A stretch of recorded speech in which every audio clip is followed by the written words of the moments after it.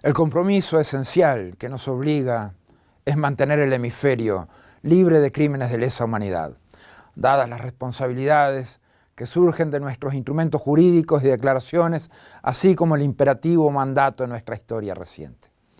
La Secretaría General de la OEA no encuentra posible hacer caso omiso a denuncias y testimonios presentados durante años por los venezolanos, venezolanas que han sufrido la persecución del régimen. Estos testimonios han sido presentados a la OEA específicamente por aquellos que ya habían denunciado estos casos u otros que decidieron presentarse ante nuestra organización en la búsqueda de justicia.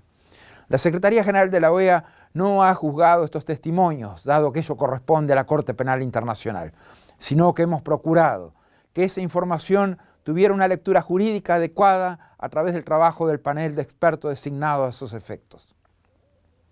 A partir de ello, entendemos la obligación legal y moral de investigar estos supuestos.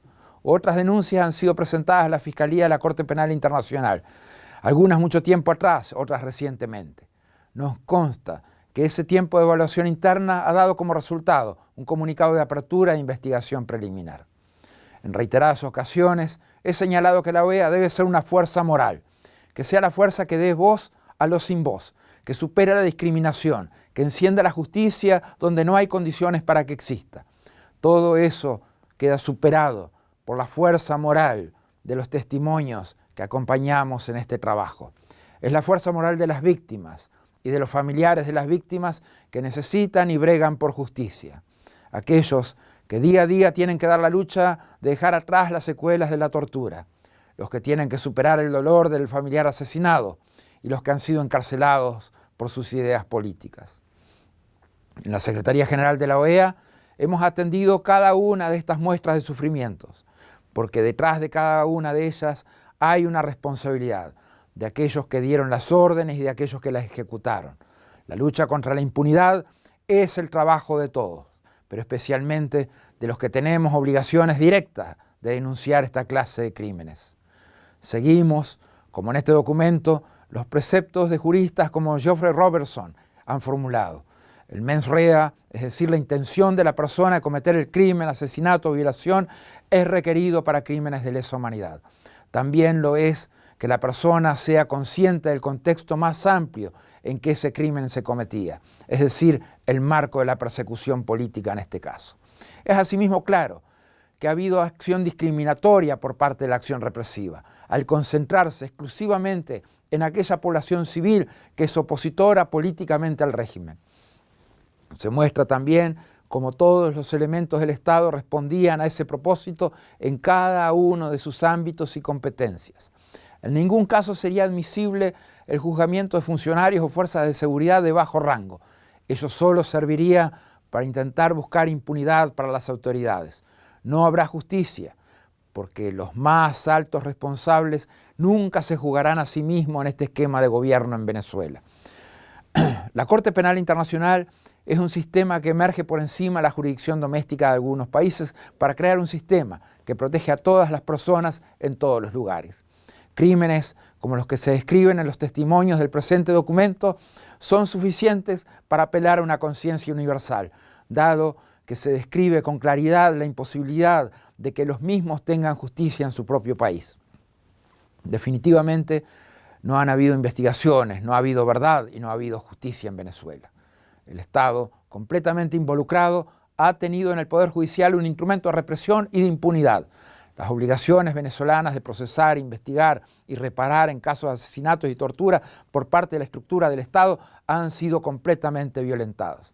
El Estado tiene la obligación de usar los medios a su disposición para llevar adelante investigaciones serias de las violaciones cometidas en su jurisdicción, de identificar a los responsables y de reparar a las víctimas.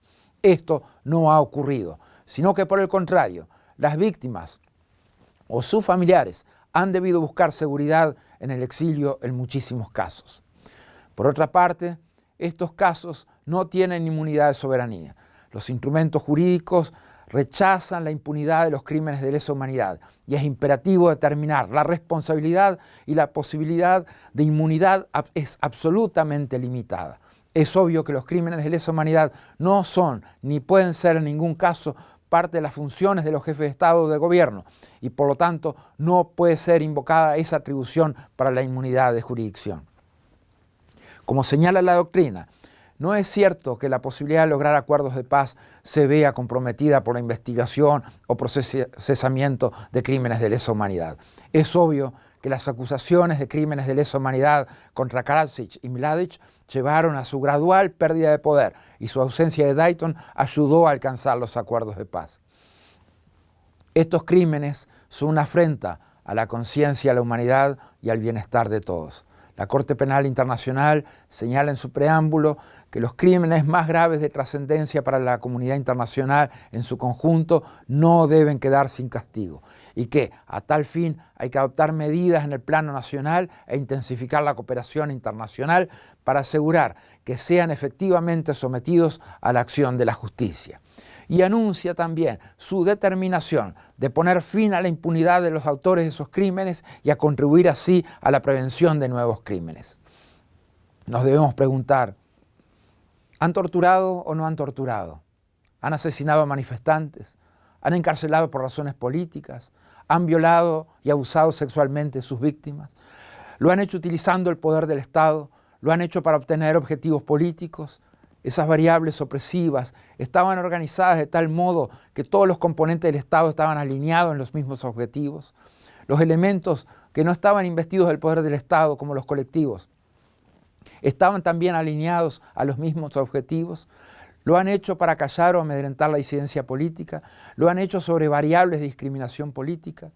Las denuncias refieren a crímenes de actores del Estado, especialmente las de mayor autoridad, organizados, ordenados e implementados dentro de los mecanismos del Estado. El aparato del Estado ha sido y es en su integralidad el dispositivo para aterrorizar a la población venezolana.